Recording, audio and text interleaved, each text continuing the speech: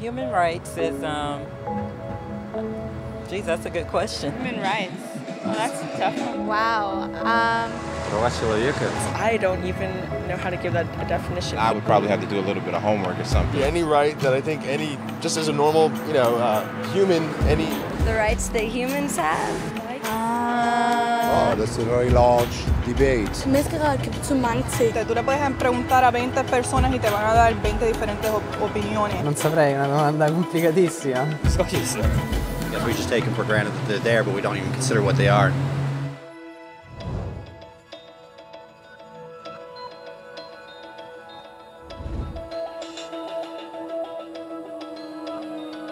Les droits de l'homme sont les droits que vous avez du simple fait d'être humain. C'est la façon dont vous pouvez instinctivement vous attendre à être traité et les droits que vous méritez en tant que personne, tels que le droit de vivre librement, de donner votre opinion et d'être traité en tant qu'égal. Il existe toutes sortes de droits. La plupart s'appliquent à un certain groupe. Mais seuls les droits de l'homme s'appliquent absolument à tous et partout. C'est-à-dire aux enfants, personnes âgées, pauvres, basketteurs, éboueurs, rappeurs, enseignants, africains, indiens, albanais, chrétiens, musulmans, juifs, athées, votre mère, votre père et votre voisin de palier, et vous-même. Tous ont les mêmes droits. En d'autres mots, ils sont universels. Mais la question est de savoir, que sont-ils? Name the human rights? What the human rights are? The right to live. Equality between all peoples. Right to religion, the right to... Is there supposed to be a list somewhere I should be aware of? D'après les Nations Unies, on en compte 30. Ils sont le plus souvent présentés en bloc sous la dénomination « les droits de l'homme ». Ils figurent tous dans la Déclaration universelle des droits de l'homme, laquelle est le document international de référence sur le sujet. Mais cette déclaration s'est faite beaucoup attendre. À l'origine, les droits de l'homme n'existaient pas. Au sein d'un bon groupe, vous étiez en sécurité.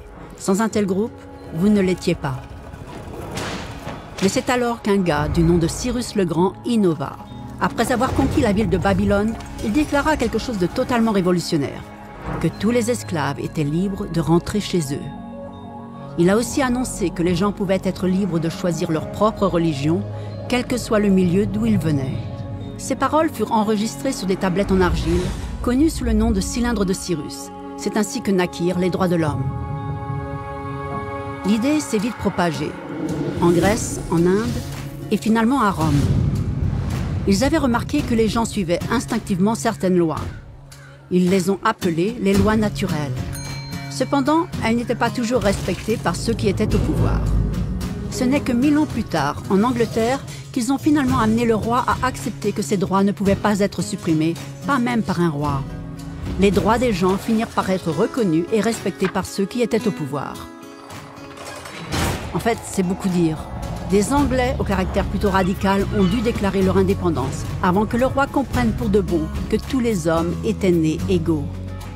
Non pas qu'il aimait l'idée, mais il ne pouvait pas les arrêter, et ainsi naquit l'Amérique. Les Français leur ont emboîté le pas avec leur propre révolution, leurs propres droits. La liste était plus longue, et ils insistèrent sur le fait que ces droits n'étaient pas juste une invention, mais qu'ils étaient naturels. Le concept romain de loi naturelle était devenu les droits naturels.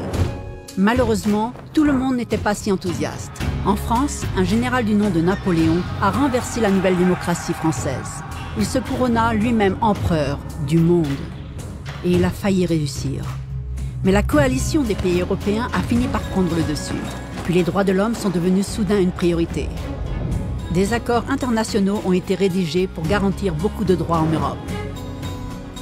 Mais ça ne se limitait qu'à l'Europe. Ces droits ne semblaient pas légitimes dans d'autres parties du monde qui étaient envahies, conquises et brûlées pour développer les vastes empires de l'Europe.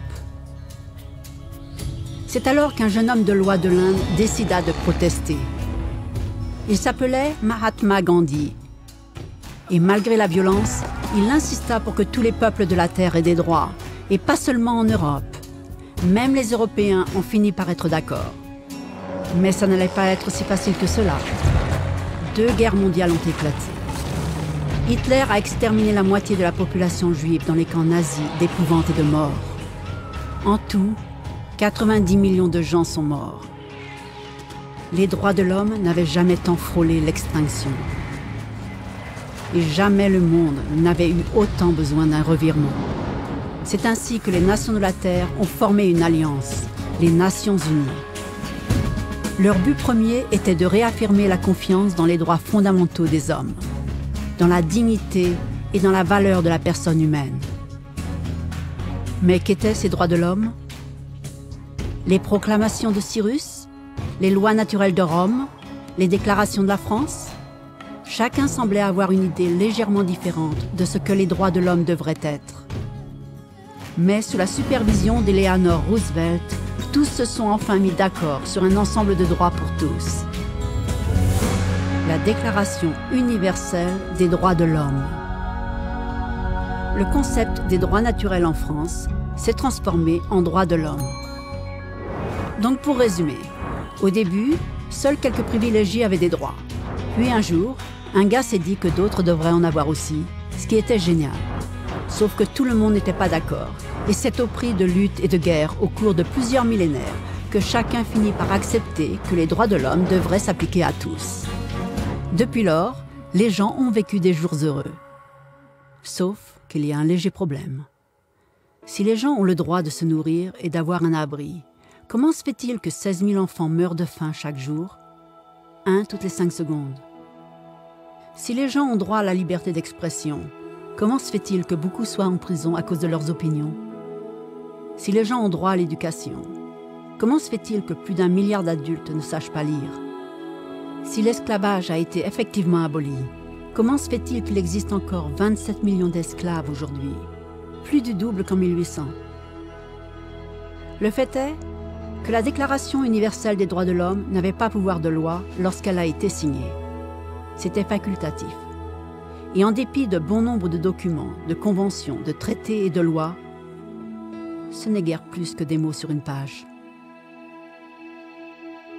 La question est de savoir qui va faire de ces mots une réalité.